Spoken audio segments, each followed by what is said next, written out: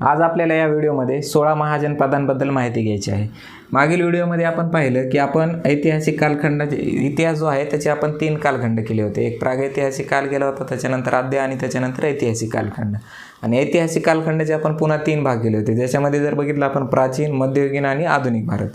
तर त्या प्राचीन जो इतिहास आहे, प्राचीनचा कालखंड आहे, त्याच्यामध्ये जर आपण बघितलं तर आपल्याला 16 महाजनपदाचा उल्लेख आपल्याला पाहायला मिळतो। तर 16 महाजनपद कोणते होते आणि त्याचा उल्लेख जर बघितला आपण तर त्या काळामध्ये जे जैन धर्मग्रंथ असोत किंवा बौद्ध धर्मग्रंथ असोत, या धर्मग्रंथामध्ये आपल्याला 16 महाजनपदांचा उल्लेख आपल्याला पाहायला मिळतो। तसेच आपण हिंदू पुराणांमध्ये, हिंदू धर्मग्रंथ जे आहेत त्याच्यामध्ये पुराण वगैरे आहेत, यांच्यामध्ये पण आपल्याला ह्या 16 महाजनपदांची माहिती आपल्याला मिळते। ते महाजनपद आणि त्यांच्या राजधान्या कोणत्या होत्या आपण ते पाहूयात।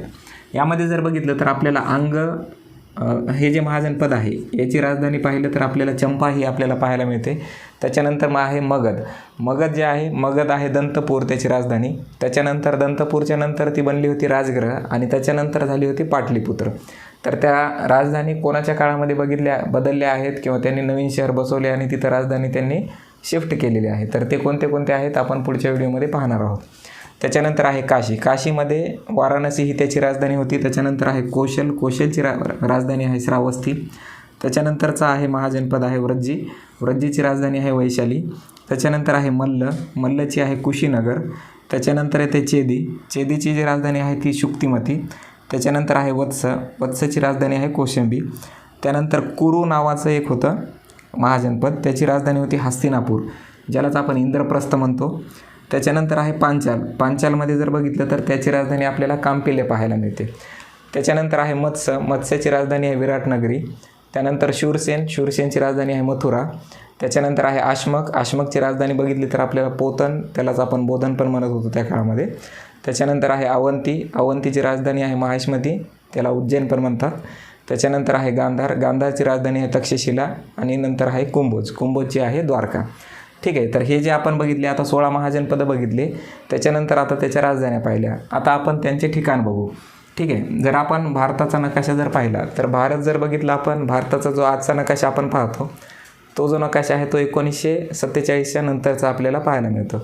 पण हा जो नकाशा आहे हे आपण याच्यामध्ये पण जर तुम्ही बघितलं तर हे अखंड भारतसारखा थोडं आपल्याला दिसतंय। ठीक आहे, अखंड भारत म्हणजे सम्राट अशोकांच्या काळामध्ये जो त्यांनी भारत जिंकला होता, जितके राज्य जिंकले त्याच्यानंतरचा जो भारताचा नकाशा आहे तो आपल्याला पाहायला मिळते। तर याच्यामध्ये आपण 16 महाजनपदांचा जो उल्लेख केलेला आहे, त्यांच्या राजधान्यांचा जो उल्लेख केलेला आहे ते आपल्याला याच्यामध्ये म्हणजे ह्या मॅपमध्ये बऱ्यापैकी पाहायला मिळतात, त्यासाठी आपण हा मॅप ड्रॉ केलेला आहे। ठीक आहे, याच्यामध्ये जर तुम्ही बघितलं तर आपण इथून बघू, इथपर्यंत जर आता सध्याचा भारत आहे समजा,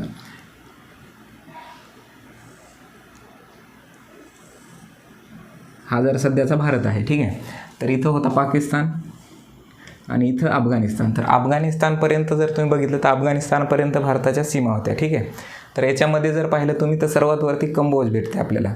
हा जो आहे कुंभोज आहे, कुंभोजच्या नंतर आहे गांधार हे शहर, गांधार जे आहे राज्य महाजनपद जे आहे याच्यामध्ये ह्याची राजधानी जी तक्षशिला होती। तक्षशिला हे त्या काळामधलं खूप मोठं विद्यापीठ होतं, जे की जगामधले विद्यार्थी इथं शिक्षणासाठी येत होते। त्याच्यानंतर आहे बघा तुम्हाला इथं पाहायला मिळते कुरू जे आहे, कुरूची राजधानी जी आहे ती इंद्रप्रस्थ आहे। इंद्रप्रस्थ म्हणजे सध्याचं जे दिल्ली शहर आहे ते आपल्याला कुरू ह्या जनपदाची राजधानी म्हणून पाहायला मिळते।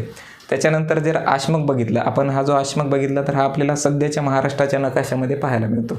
आश्मकची जी राजधानी आहे ती आहे पोतन हे शहर, आता आपण त्या शहराला पैठण म्हणून ओळखतो।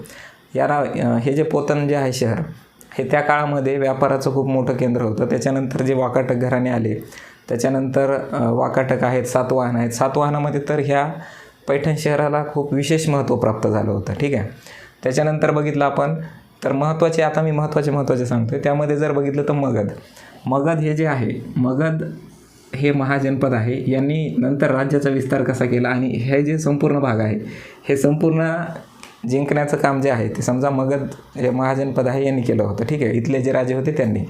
तर ह्या मगध जनपदाबद्दल आपण पुढील व्हिडिओमध्ये पाहूया। तोपर्यंत थँक्यू।